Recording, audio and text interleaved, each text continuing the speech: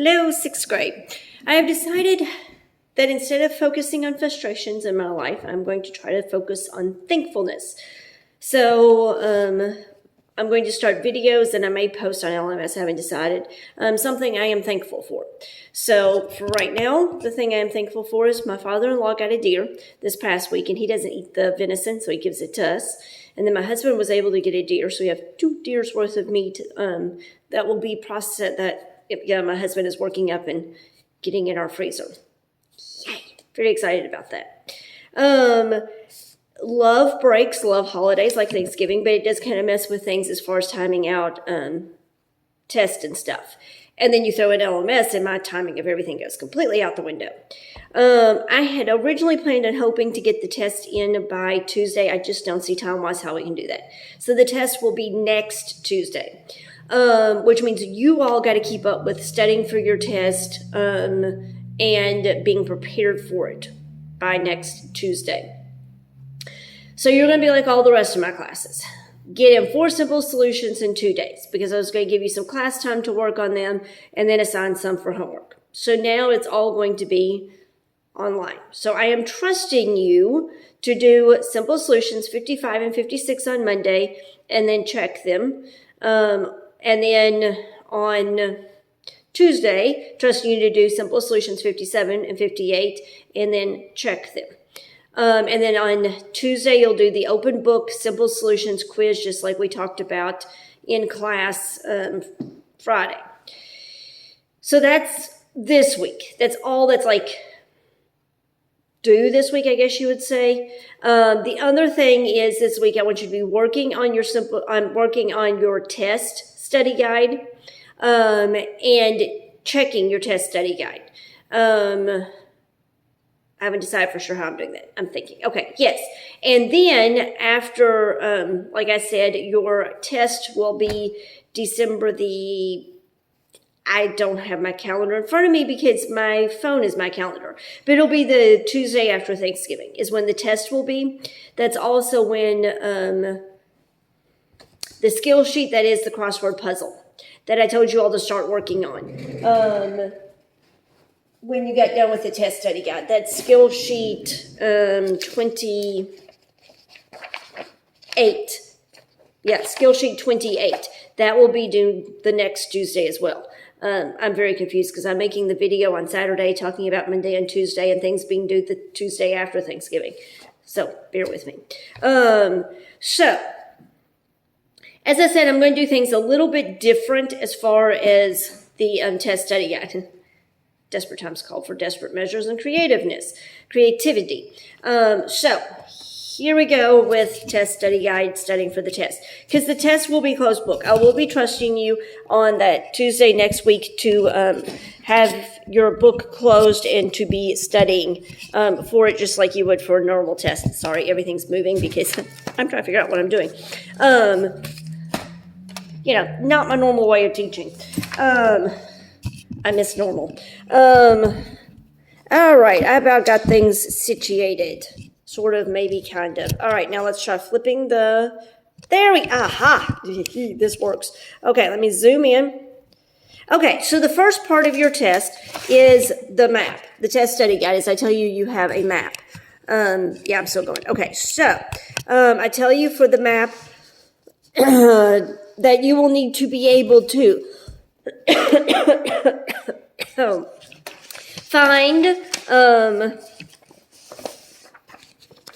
you know me, I end up with like 501 things on my desk trying to go over test study guides with you all, and you just got to be really patient with me because I get all lost and confused.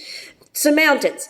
Mount Whitney is luckily the only one that's on the West Coast. So you don't have to worry about picking it out of the 3. You just have to know that Mount Whitney is over here somewhere on the West Coast. Then you have to be able to find Mount Elbert. Mount Elbert is your one that's smack dab in the middle. Then you have to be able to find Mount Mitchell, which is over here on the East Coast. So just remember, Mount Whitney is over here on the left. Elbert's in the middle, Whitney over here on the right.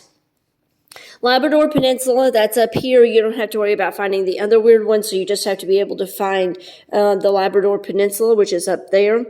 Yucatan Peninsula, the one that's sticking up out there, kind of making the Horn of Plenty.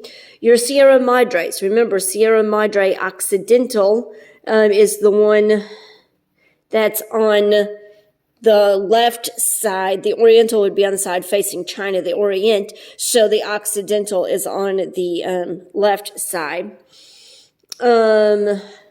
Hudson Bay, of course, we all know that one. That one's easier to find. Rio Grande, it's the river that separates Mexico from the U.S. Atacama Desert, that's your smaller bracket right there. We've gone over it a bunch. Gulf of Mexico is up in this area.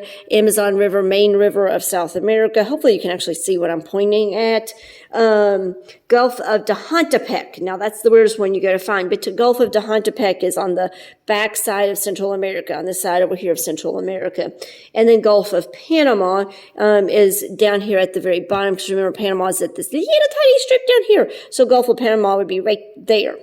Then we went over the essays on Friday. Can kind of sort of see that, but you should have that one anyway. As far as why we have, Canada has 2 official languages, it's because explorers from both countries claimed the land. England is the one that won the French and Indian War, but they allowed France to keep their language and religion. 3 branches of government and their functions. The legislative makes laws, the executive enforces the laws, the judicial interprets the laws. And then we went through what is the deepest lake? The deepest lake is Crater Lake. The largest river in the U.S. is the Mississippi River. The highest waterfall is Niagara Falls. Most prominent, then that one I told you I goofed. It's supposed to be the largest freshwater lake in the world is Lake Superior. World's largest inland seaway is St. Lawrence. Canada's highest peak is Mount Logan, and most prominent landform in eastern North America is the Appalachian Mountains. And all of those are part of a modified true-false. Then you have this very long matching. Give me a second, get back to where I want it. You have this very long matching. We had gone through and had done that bison is the most important animal to the Indians of the plains, that the Cherokee is the largest tribe in the U.S. today, that the Delaware kept a pictorial chronicle of the history and traditions of North America, and that the Hopewell are known for their burial mounds. And then that's where we ended, as we were picking up with number 12 on your test study guide. And 12 is the Iroquois. The Iroquois are the Indians that lived in longhouses. 13 is the Mohawk. The Mohawk is Joseph Brant, is what they have for him. Translated, you cannot see anything I'm typing.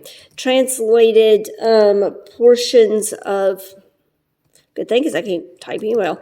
Translated portions of scripture into this language. 14. There, you can kind of see it better.